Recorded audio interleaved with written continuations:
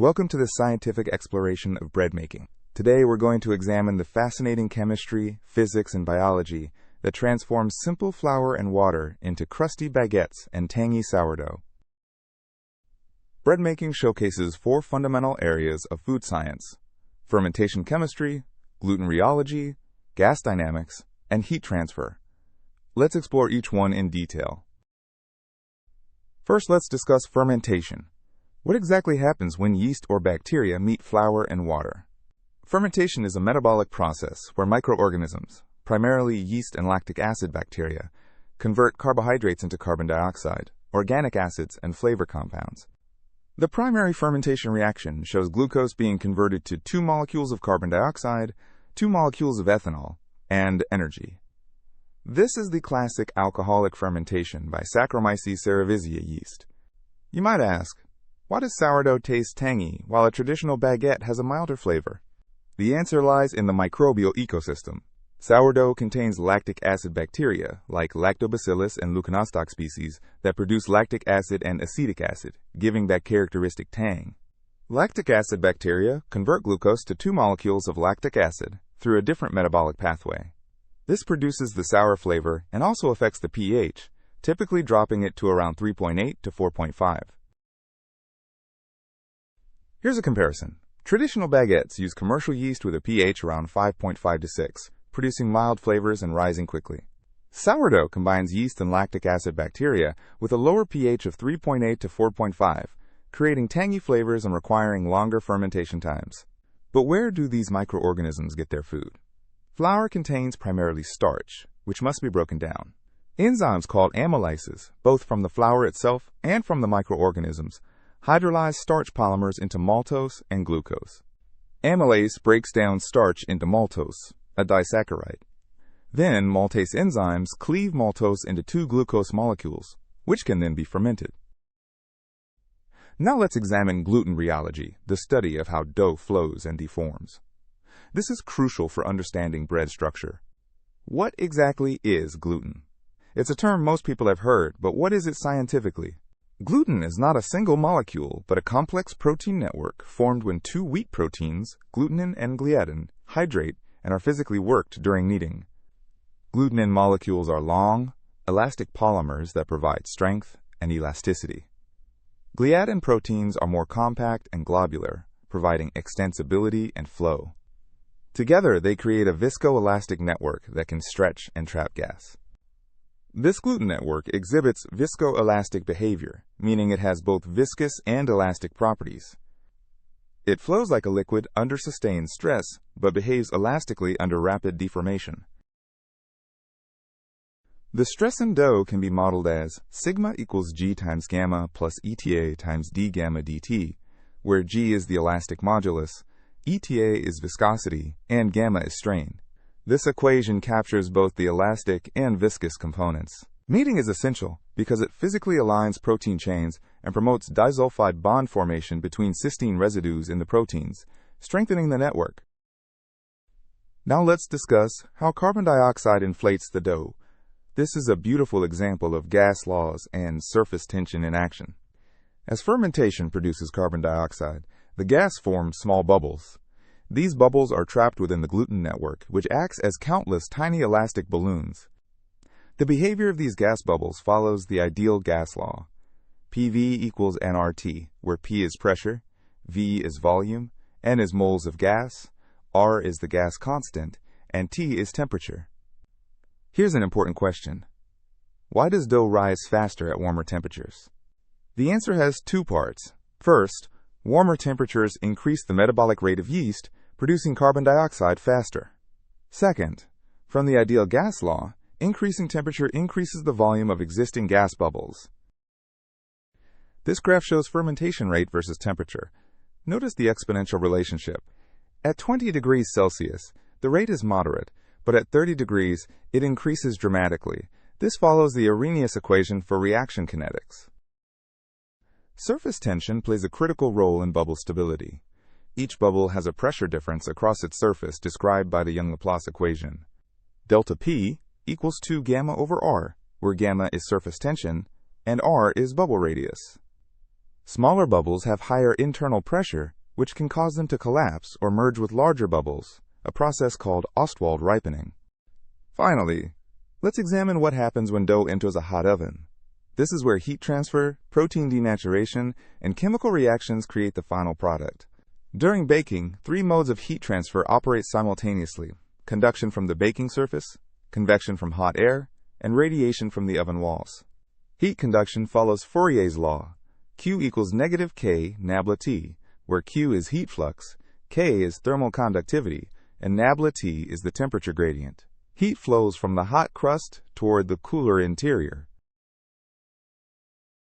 Here's a cross-section during baking.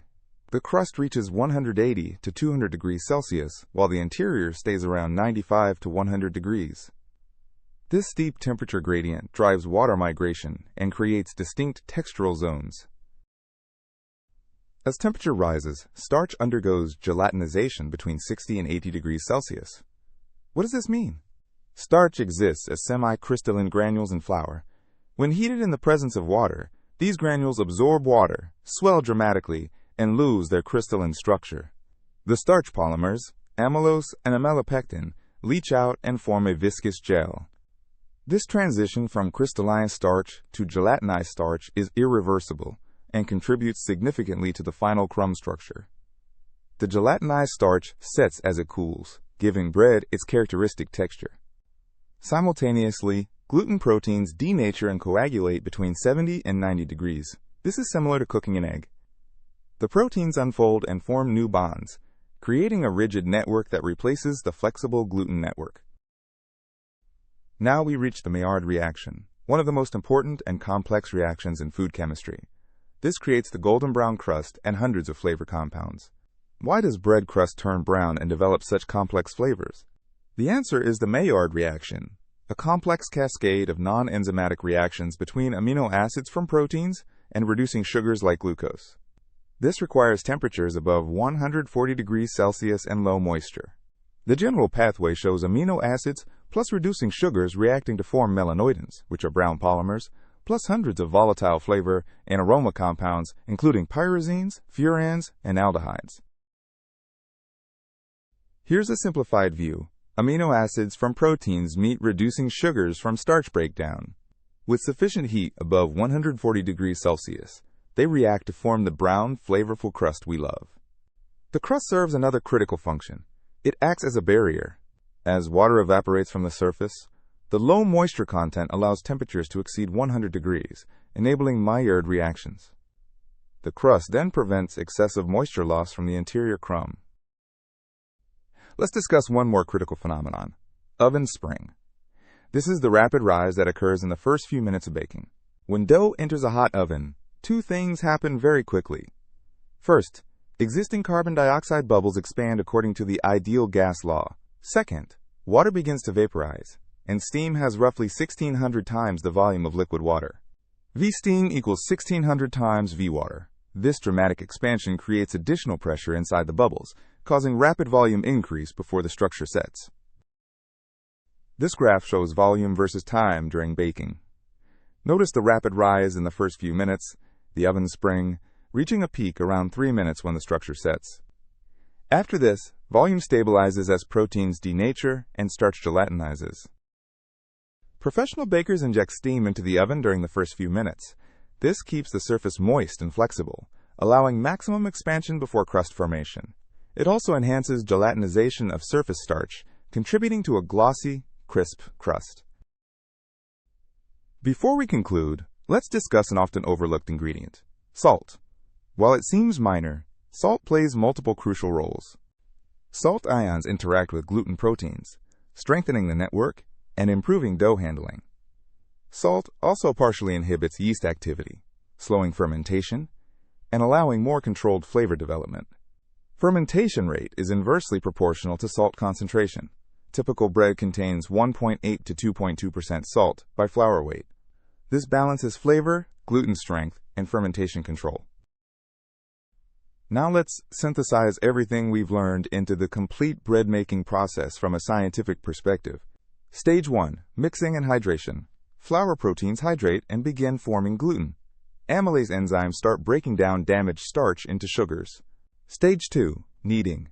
Mechanical work aligns gluten proteins and promotes disulfide bond formation, creating a strong elastic network with optimal viscoelastic properties. Stage 3. Bulk fermentation.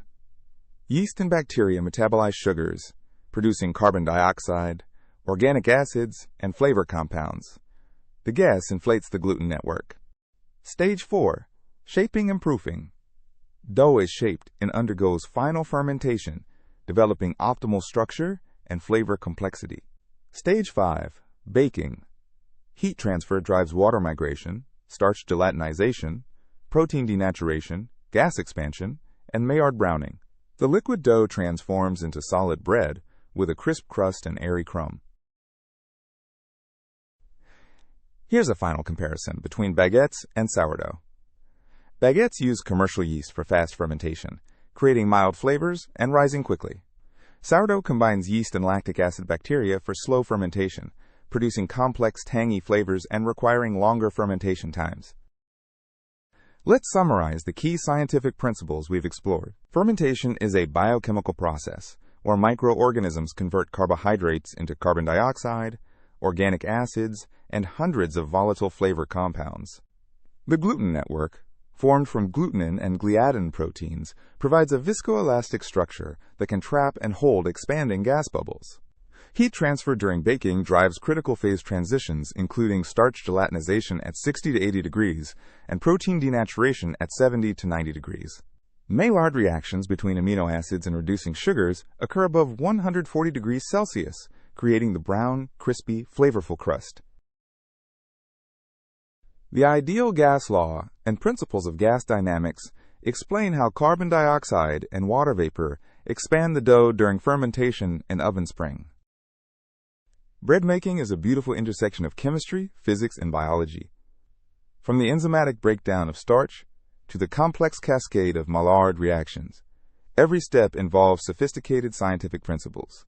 A simple baguette or loaf of sourdough demonstrates polymer chemistry in gluten formation, thermodynamics in heat transfer, microbiology in fermentation, and reaction kinetics in browning.